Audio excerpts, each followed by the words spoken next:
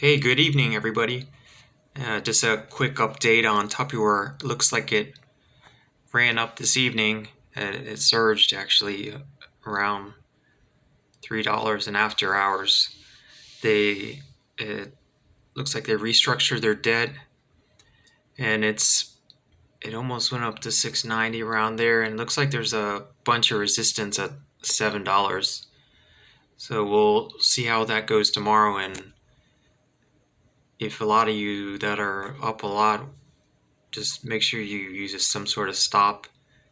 And I'm still holding it from the dollar 150 or 130 area, and I haven't bought any since the beginning of this week. I've just been holding it all along, but ready to getting close to cash out, and then I may short sale, get some short sale, and then ride it back down.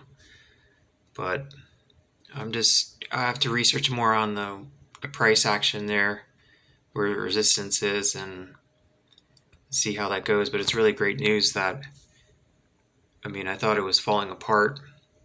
A lot of you guys were smart taking profits when it was around 5, and I don't know if you got back in when it was around 3-ish.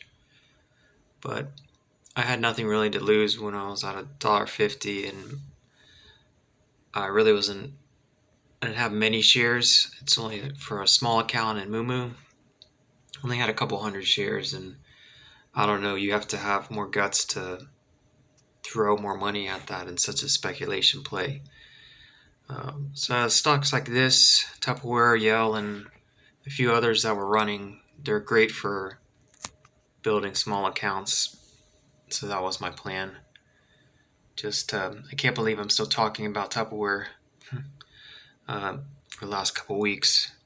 I don't plan to be the main focus of this channel, but I definitely will have a lot of good plays.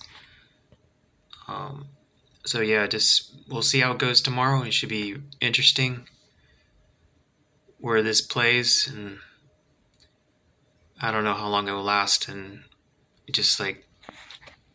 don't think it's gonna run up forever, but that company's in bad trouble as it is. I think they were getting close to bankruptcy, and then they restructured the debt, and they had some investors that came in